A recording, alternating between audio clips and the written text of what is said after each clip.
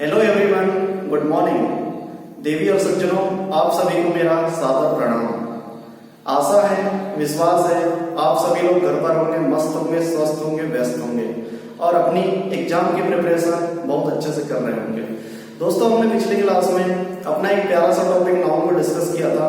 हमने उसके आगे सेकेंड वीडियो में हमने देखा था काइंड्स ऑफ नाउन के बारे में। दोस्तों, आज हमारा नाउन का एक पार्ट 3 है, जिसमें हम बहुत ही इंपॉर्टेंट दायरा कवर करेंगे। तो दोस्तों, आइए हम इस जर्नी को स्टार्ट करते हैं। आप सभी का हार्दिक स्वागत है। तो दोस्तों, आज हमारा जो टॉपिक है वो है हमारे नाउन के केसेस के ऊपर। ये बहुत ही ज्यादा इंपॉर्टेंट टॉपिक है। यहीं से जितने भी एग्जाम्स होते हैं आपके कॉम्पिटिटिव लेवल पर, यहीं से सबसे ज्यादा कंफ्यूजन करने के लिए एरर बना करके क्वेश्चन पूछे जाते हैं। तो दोस्तों, आइए समझते हैं नाउन के केस को। ठीक है, चलिए हम बात कर रहे हैं यहाँ पे नाउन के केस को। ठीक है दोस्तों, सबसे पहले हम बात करते हैं कि सबसे पहला जो केस होता है हमारा, वो होता है हमारा सब्जेक्टिव केस। ठीक है, सब्जेक्टिव केस होता क्या है, जब हम किसी भी नाउन को ऐसा सब्जेक्ट के रूप में यूज करते हैं, वही हमारा क्या कहलाता है, सब्जेक्टिव केस। मैं यहां डेफिनेशन लिख लूंगा, noun is used as a subject। यही हमारा क्या कहलाता है, सब्जेक्टिव केस। दूसरी हम बात करते हैं नाउन के केस की, वो हमारा कहलाता है ऑब्जेक्टिव केस। समझिए, ऑब्जेक्टिव केस, इसकी परिभाषा रहेगी noun is used as an object. यदि मैं इन दोनों को समझाने की कोशिश करूं आपको, सब्जेक्टिव और ऑब्जेक्टिव, तो मैं यहां पे आपके सामने एक एग्जांपल लेता हूं। For example, Ravin called bridges. आपके सामने मैंने लिखा रविन कॉल्ड ब्रिजेस। यहां पे जो रविन दिख रहा है हमारा, ये हमारा क्या लगेगा, सब्जेक्टिव केस, क्योंकि ये सेंटेंस में सब्जेक्ट की तरह कार्य कर रहा है। और यहाँ पे ब्रिजेस लिखा है, ये हमारा क्या कहलाएगा, ऑब्जेक्ट, क्योंकि ये सेंटेंस के एंड में आ रहा है, इसलिए हमारा क्या कहलाएगा, ऑब्जेक्टिव केस। ठीक है दोस्तों, हम तीसरी कैटेगरी की बात करते हैं, ये कहलाता है हमारा वोकेटिव केस। यदि हम बात करें वोकेटिव केस की, तो वोकेटिव केस का मतलब क्या होता है कि किसी भी व्यक्ति को एड्रेस करना। एड्रेस का मतलब उसका नाम लेकर के बुलाना, वही हमारा क्या कहलाता है, वोकेटिव केस। समझिए, इसका मतलब होता है टू एड्रेस। यदि मैं आपके सामने एग्जांपल लिखूं, Ravindra you can late today. मैंने आपके सामने लिखा हूं Ravindra you came late today. तो आप लोग देख रहे हो ये जो सेंटेंस लिखा है, यू केम लेट टुडे, ये इनफैक्ट किसको संबोधित कर रहे हैं यहाँ पे, रविंद्र को। आप रविंद्र को यू केम लेट टुडे के लास्ट में भी लिख सकते हैं, कोई फर्क नहीं पड़ता। इसका मतलब क्या होगा, वोकेटिव केस का मतलब जब भी हम किसी भी पर्सन को उसके नाम से संबोधित करते हैं, वही हमारा वोकेटिव केस कहलाता है। चलिए दोस्तों, आगे हम समझने की कोशिश करते हैं। ये हमारा क्या कहलाता है, पजेसिव केस। क्या कहलाता है, पजेसिव केस।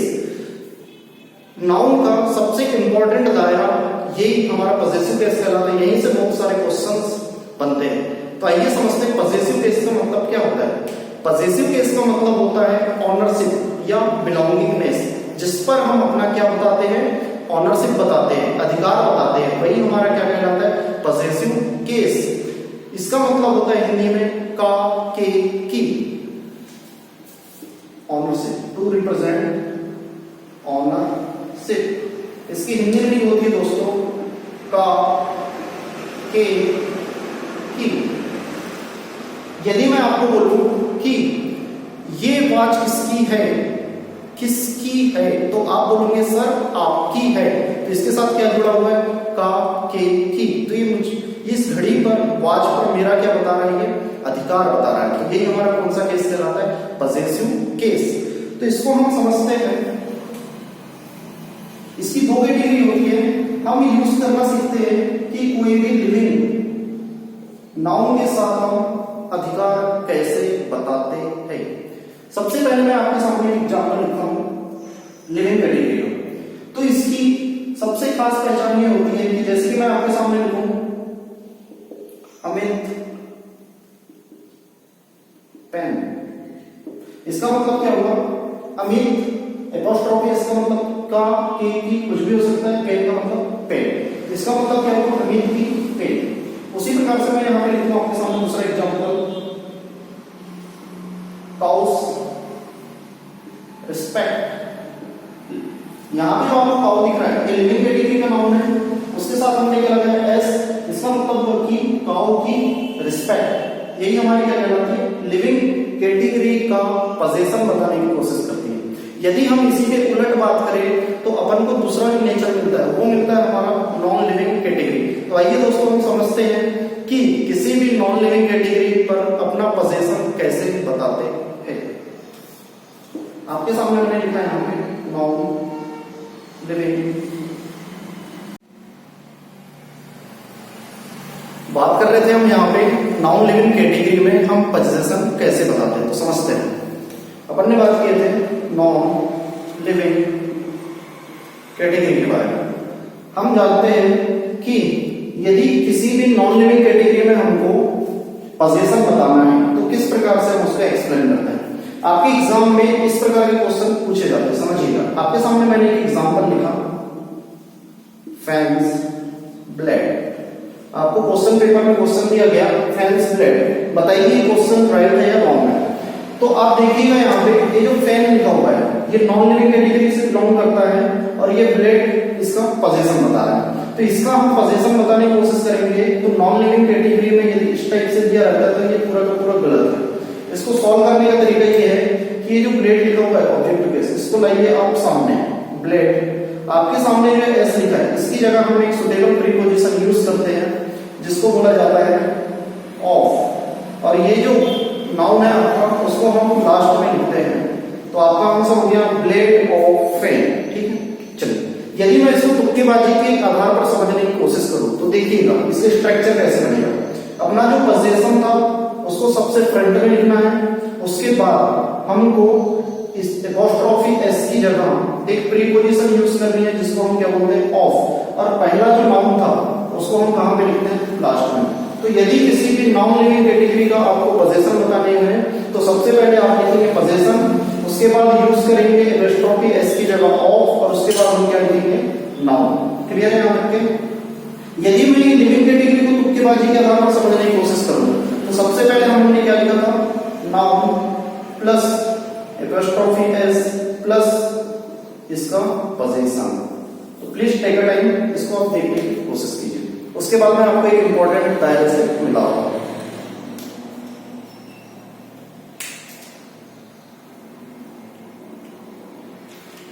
ठीक है दोस्तों, समझते हैं आगे।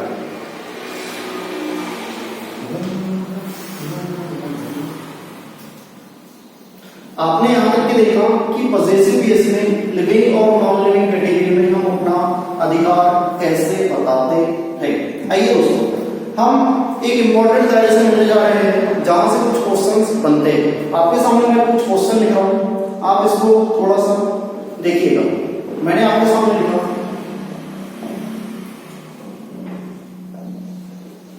इंडियाज पॉपुलेशन, दूसरा लिखा मैंने जेवस कल्चर, मून्स ब्यूटी, तीसरा लिखा मैंने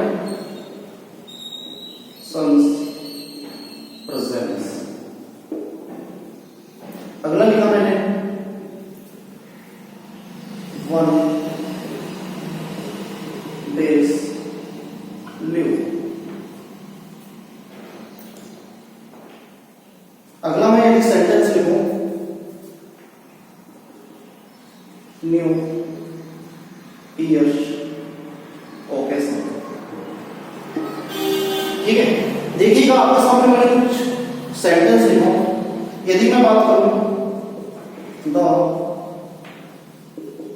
कोर्ट्स ऑर्डर। आपके सामने मैंने कुछ क्वेश्चंस दिया हूं, ये पजेसिव केस का बहुत ही ज्यादा इंपॉर्टेंट दायरा है। आपके सामने ये क्वेश्चंस दिए जाते हैं, इसमें इरर फॉर्म करना पड़ता है। तो दोस्तों हम समझते हैं, यहां से कैटेगरी आती है हमारी जिसको हम बोलते हैं एक्सेप्शंस। यदि मैं इसकी बात करूं, इसका मतलब होता है अपवाद, जिसको हम बोलते हैं। एक्सेप्शंस होता कुछ नहीं है, एक्चुअली में तुक्केबाजी के आधार पर समझने की एक प्रक्रिया होती है जिसको हम कुछ रूल्स के रिगार्डिंग समझने की कोशिश करते हैं। तो रूल नंबर फर्स्ट ये बोलता है, रूल नंबर फर्स्ट, कि यदि कोई भी प्लेस बताने वाला जो शब्द है, नाउन है, किसी भी प्लेस को डिनोट करने वाला जो नाउन है, उसके साथ हम एपोस्ट्रोफी एस का प्रयोग करते हैं। रूल नंबर फर्स्ट, इसी के आधार पर हम समझने की कोशिश करें तो यहाँ पे इंडिया आपका नाउन हो गया, इसके साथ एपोस्ट्रोफी एस लग रहा है, और ये आपको पॉपुलेशन है, इंडिया की पॉपुलेशन, मतलब ये सेंटेंस सही है। उसी प्रकार से मैं बात करूं जयपुर एपोस्ट्रोफी एस कल्चर, तो ये भी सेंटेंस हमारा क्या है, सही है। आइए हम दूसरे नियम से मिलने की कोशिश करते हैं। रूल नंबर 2 ये बोलता है जितने भी टाइम बताने वाले शब्द हैं उसके साथ हम एपोस्ट्रोफी एस का प्रयोग करते हैं। तो दूसरा फॉर्मूला होगा कि टाइम बताने वाले जितने भी शब्द हैं, नाउन है, उनके साथ हम पोजीशन बताने के लिए एपोस्ट्रोफी एस का प्रयोग करते हैं। उसी प्रकार से हम देखिए टाइम बताने वाले शब्द, देखिए 1 days लिव, तो 1 डे के साथ क्या लगाया यहाँ पे एपोस्ट्रोफी, टाइम बताने वाला शब्द है डे लिव, तो ये वाला सेंटेंस हमारा क्या है, सही है। उसी प्रकार से यहाँ पे देखता हूँ न्यू ईयर, ईयर क्या है आपने टाइम बताने वाला नाउन है, इसके साथ क्या लिखा है ओकेशन, तो ये भी सेंटेंस अपने आप में क्या सही है। उसके बाद हमारी आती है तीसरी कैटेगरी, जिसका मतलब होता है पर्सोनिफिकेशन। पर्सोनिफिकेशन के साथ हम एपोस्ट्रोफी एस का प्रयोग करते हैं। यदि हम इसको समझने की कोशिश करें, पर्सोनिफिकेशन का मतलब क्या होता है हिंदी में, तो इसका मतलब होता है मानवीकरण। मानवीकरण का इफेक्ट मतलब ये होता है कि इसका किसी भी निर्जीव वस्तु का हम सजीव की तरह यूज करते हैं। जैसे कि फॉर एग्जांपल मैं आपसे बोलूं, आपकी गाड़ी तेज चलती है, तो आप समझने की कोशिश करिएगा कि गाड़ी कभी चलती नहीं है, वो निर्जीव है, उसको चलाया जाता है, तो वही हमारा क्या कहलाता है पर्सोनिफिकेशन, निर्जीव को सजीव की तरह यूज करना। तो जब भी ऐसे कोई सेंटेंस दिखता है, कोई वर्ड, तो उसके साथ हम एपोस्ट्रोफी एस का प्रयोग करते हैं। इसके आधार पर समझने की कोशिश करें तो द कोर्ट्स ऑर्डर, ये आपका पर्सोनिफिकेशन है, इसके साथ हमने एपोस्ट्रोफी एस का प्रयोग किया और ये ऑर्डर, ये सेंटेंस अपने आप में क्या है, सही है। उसी प्रकार से मैं आपको अगले दायरे में मिलाने की कोशिश करता हूं। रूल नंबर 4 हमें ये बोलता है कि जब भी हम किसी भी सेलेस्टियल बॉडीज है या हेवनली बॉडीज है, जैसे कि फॉर एग्जांपल आपके खगोलीय पिंड हो गए, तारे हो गए, सन्स वगैरह हो गए, मून्स वगैरह हो गए, तो उसमें हम एपोस्ट्रोफी एस का प्रयोग करते हैं। तो अगली कैटेगरी हमारी रूल नंबर 4 कि जितनी भी हेवनली बॉडीज है उनके साथ हम हमेशा एपोस्ट्रोफी एस का प्रयोग करते हैं। उसी प्रकार से देखा जाए तो यहाँ पे लिखा है आपके सामने सन एक सेलेस्टियल बॉडी है, इसके साथ हमने किसका प्रयोग किया एपोस्ट्रोफी एस, तो ये सेंटेंस अपने आप में क्या सही है। उसी प्रकार से आप लोग देख रहे होंगे यहाँ पे लिखा है मून, मून के साथ क्या लिखा हुआ है आपका एपोस्ट्रोफी एस, तो ये भी सेंटेंस अपने आप में क्या है राइट है। तो ये एक्सेप्शंस का दायरा था, बहुत ही ज्यादा इंपॉर्टेंट है, क्वेश्चन में बार बार इरर बना करके पूछ लिए जाते हैं, तो आप कृपया इसको समझने की कोशिश करें। Please take a time, just a minute.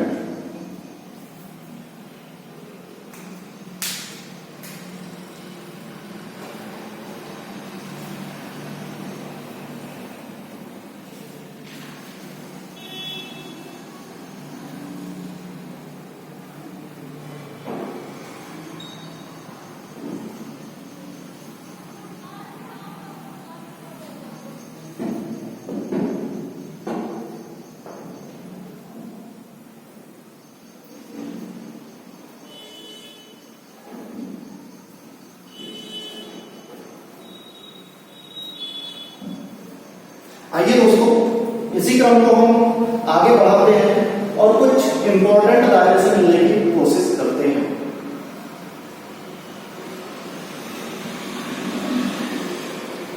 अब हम पोजीशन बताने वाले शब्द को साउंड के बेसिस पर क्लियर करने की कोशिश करेंगे। देखिएगा, साउंड के आधार पर हम पोजीशन कैसे बनाते हैं। नियम ये बोलता है कि यदि कोई भी नाउन, यदि सिंगुलर हो चाहे प्लूरल हो, यदि किसी भी नाउन के बाद हमको एस की साउंड यदि सुनाई नहीं दे रही है तो हम पोजीशन बताने के लिए एपोस्ट्रोफी एस का प्रयोग करते हैं। नियम नंबर फर्स्ट। फॉर एग्जाम्पल, यदि आपके सामने मैंने लिखा है यहां पे वुमेन राइट, तो आप देख रहे होंगे यहां पे वुमेन अपने आप में प्लूरल कैटेगरी का नाउन है, इसके साथ एपोस्ट्रोफी एस लगा है। एपोस्ट्रोफी एस इसलिए लगा है क्योंकि वुमेन के लास्ट में एस की साउंड नहीं आ रही, एस की साउंड नहीं आ रही। वुमेन एपोस्ट्रोफी एस राइट, तो ये अपने आप में क्या है, सही है। यदि मैं दूसरा एग्जांपल लेने की कोशिश करूं, यदि आपके सामने लिखा मैंने, आपके सामने मैंने सेंटेंस लिखा चिल्ड्रंस पार्क, ये अपने आप में बिल्कुल सही है क्योंकि जब आप चिल्ड्रन में पढ़ रहे होंगे तो एक प्लूरल कैटेगरी का नाउन है, इसके बाद हमको कोई भी एस की साउंड नहीं आ रही है, इसलिए ये वाला भी सेंटेंस हमारे अपने आप में क्या है, सही है। उसी प्रकार से यदि मैं बात करूं, आपके सामने लिखता हूं करण का, तो जब आप इसको पढ़ रहे होंगे करण, यहां पे किसी भी प्रकार की एस की साउंड नहीं आ रही है, तो हम करण का कार पर पोजीशन बताने के लिए हम किसका प्रयोग करते हैं, एपोस्ट्रोफी एस। तो ये सेंटेंस अपने आप में भी क्या है, सही है। चलिए दोस्तों, इसी की यदि अपन उलट बात करें थोड़ा सा, तो दूसरा नियम ये बनता है हमारा कि कोई भी नाउन यदि वो सिंगुलर हो चाहे प्लूरल हो, या तो सिंगुलर हो या प्लूरल हो, यदि उसके साथ हमारे एस की साउंड मिलती है, एस की साउंड हमको मिलती है, तो हम एपोस्ट्रोफी एस का प्रयोग नहीं करते हैं, सिर्फ हम एपोस्ट्रोफी का प्रयोग करते हैं। दोस्तों, मैंने आपको क्या बोला, यदि कोई भी नाउन या तो सिंगुलर हो या प्लूरल हो, यदि उसके एंड में एस की साउंड आती है, इसको हम बोलते हैं हिसिंग साउंड। कौन सी साउंड बोलते हैं, हिसिंग साउंड। यदि आपको कोई भी एस की ध्वनि सुनाई देती है तो हम उसमें पोजीशन बताने के लिए एपोस्ट्रोफी एस का प्रयोग नहीं करते, सिर्फ हम एपोस्ट्रोफी का ही प्रयोग करते हैं। जैसे कि फॉर एग्जांपल मैं आपके सामने लिखूं पारस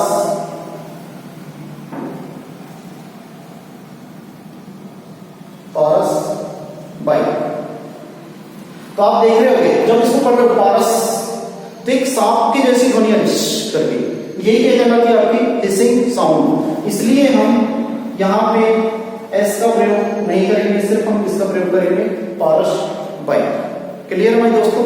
उसी प्रकार से कुछ क्वेश्चंस दिए जाते हैं, उसको मैं आपके सामने रख रहा हूँ, बहुत ही इंपॉर्टेंट है, ध्यान दीजिएगा और समझने की कोशिश करिएगा कि कौन सा वाला सेंटेंस सही है। देखिए, यदि मैं आपके सामने लिखूं कैंडिडेट लिस्ट, दूसरा सेंटेंस लिखूं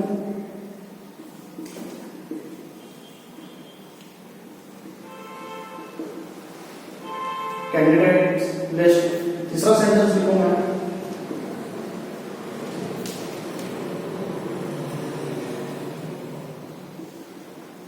candidate list. Just a minute, देखिए दोस्तों, ये लिखा आपके सामने कैंडिडेट लिस्ट, तो ये कैंडिडेट का मतलब क्या होता है, सिंगुलर है, एक वचन। तो आप मुझे बताइए किसी भी एक कैंडिडेट की लिस्ट बन सकती है क्या? नहीं बन सकती।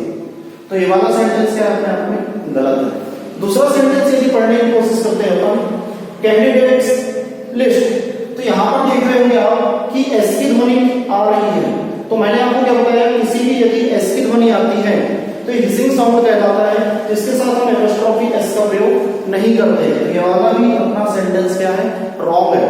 उसी की रिगार्डिंग यदि हम समझने की कोशिश करें कैंडिडेट्स लिस्ट, तो आप देखिएगा जो कैंडिडेट्स है ये अपने आप में क्या है, प्लूरल है, ठीक है। और हमेशा जो लिस्ट बनाई जाती है वो एक से ज्यादा पर्सन की बनाई जाती है। यहाँ पे एस की ध्वनि आ रही है, इसलिए हमने सिर्फ एपोस्ट्रोफी का यूज किया है, इसलिए ये वाक्य अपने आप में क्या है, सही है। तो इस प्रकार से क्वेश्चन आपके पेपर में बहुत ज्यादा पूछे जाते हैं। Please take it. उसके बाद मैं आपको कुछ अगली कैटेगरी से मिलवाता हूँ।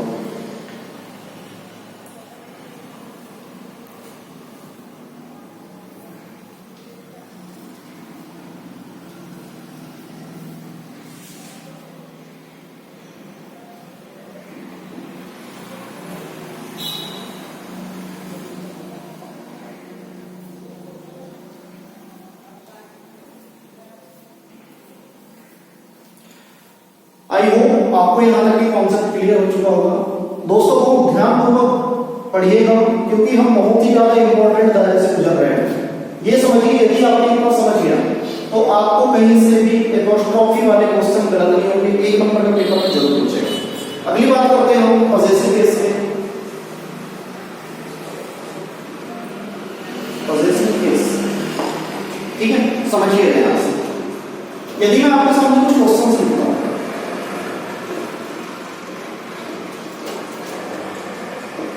yours friendly,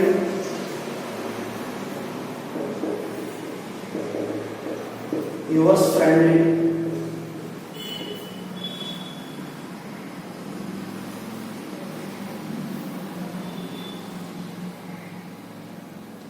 yours friendly,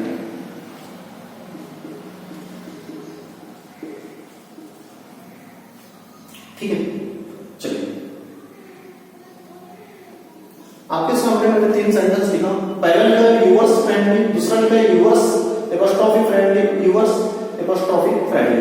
तो आप लोग देखिएगा ये जो यूवर्स लिखा हुआ है, यूवर यहां से स्टार्ट करते हैं। यूवर का मतलब क्या होता है? आपका। यूवर का मतलब क्या होता है? आपका। और एपोस्ट्रोफी एस का मतलब भी क्या होता है? का। तो आप देख रहे हैं यहाँ पे भी का आ रहा है, यहाँ पे भी का आ रहा है, तो यहाँ पे हम दो का प्रयोग नहीं करेंगे, इसलिए हमारा ये सेंटेंस क्या गलत है। सेम कंडीशन इसी के साथ, सेम कंडीशन इसी के साथ, तो ये पूरे के पूरे जो सेंटेंस लिखे हैं ये अपने आप में क्या है? रॉन्ग है। तो यहाँ से हमारे कुछ नए डायमेंशन खुलते हैं जो कि पॉजेसिव केस होते हैं, जो कि अपने आप में का का अर्थ पूरा करते हैं। तो उसके साथ हमको किसी भी एपोस्ट्रोफी की जरूरत नहीं पड़ती। यदि मैं लिस्ट बनाना चाह रहा हूँ आपके सामने, तो पॉजेशन बताने वाले जो शब्द है वो है हमारे सामने my, our, your, his, her, its, their, ठीक है। ये आपके सामने पॉजेशन बताने वाले शब्द है my, our, your, his, her, its, their. ये अपने आप में संपूर्ण है, इसलिए हम इनके साथ कभी भी एपोस्ट्रोफी एस और एपोस्ट्रोफी का प्रयोग कभी भी नहीं करते हैं। जैसे कि फॉर एग्जांपल मैं लिखूं, पेपर में एक क्वेश्चन पूछा गया था अभी पिछली एग्जाम में, आपके सामने लिखा था hers babe is very costly. तो यहाँ पे हर का मतलब क्या होता है? उसका, और एस का मतलब भी क्या होता है? का। तो यहाँ पे एपोस्ट्रोफी एस लगाना कायदे से गलत है, क्योंकि इसका अर्थ होता है अपने आप में उसका। तो सेंटेंस सही होगा हमारा हर बेब इज वेरी कॉस्टली। उसी प्रकार से मैं यदि आपको दूसरा क्वेश्चन पूछूं, आई नो देयर्स एड्रेस, ठीक है। तो आप देख रहे हो यहाँ पे देयर का मतलब क्या होता है? उनका, और एपोस्ट्रोफी एस का मतलब भी क्या होता है? का। तो ये भी अपने आप में कायदे से क्या है? गलत है। तो यहाँ पे एपोस्ट्रोफी एस लगाने की जरूरत नहीं है। तो सेंटेंस हुआ I know their address. Got it? तो यहाँ पे आप लोगों ने मेरे साथ कुछ समझने की कोशिश की, तो मुझे उम्मीद है, विश्वास है कि आपने इस कॉन्सेप्ट को अच्छे से समझा होगा। यदि आपको ये वीडियो पसंद आता है तो अपने छोटे भाई बहनों तक के भी इसको शेयर करें, ताकि वो भी इन कॉन्सेप्ट को समझ करें। ठीक है दोस्तों, यदि आपको ये वीडियो अच्छा लगा तो इस पर लाइक करें, कमेंट करें, शेयर करना अवश्य न भूलें। इसी के साथ हम अपने नेक्स्ट वीडियो पर मिलेंगे, तब तक के लिए जय